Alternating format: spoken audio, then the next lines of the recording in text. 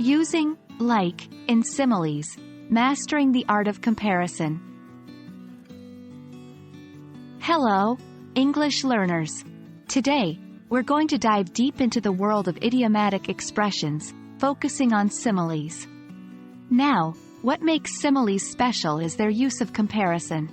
And we have a powerful tool for creating those comparisons: the word like.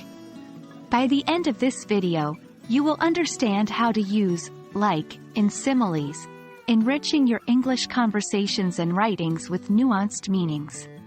So, let's start our journey to mastering the art of comparison. A simile is a figure of speech that directly compares two different things. Similes are usually introduced by the words like or as.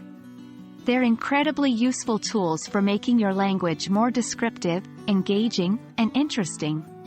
For example, if we say, "He is as brave as a lion," we're using a simile to compare a person's bravery to that of a lion.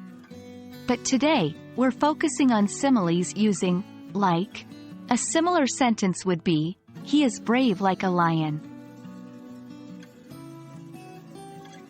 A simile that uses like has a very particular structure. The basic formula is subject plus verb plus like plus object of comparison. Here's an example. She sings like a bird. In this sentence, she is our subject, sings is our verb, and a bird is our object of comparison. We're saying that her singing is comparable to a bird's singing. Now that you understand the structure, it's time to practice creating your own similes using like. Remember, the key is to find a vivid comparison that helps you express what you're trying to say more clearly or artistically. Here are a few more examples. He's stubborn like a mule. She's busy like a bee. They argue like an old married couple. Try to come up with your own similes based on these examples. And there you have it, English learners.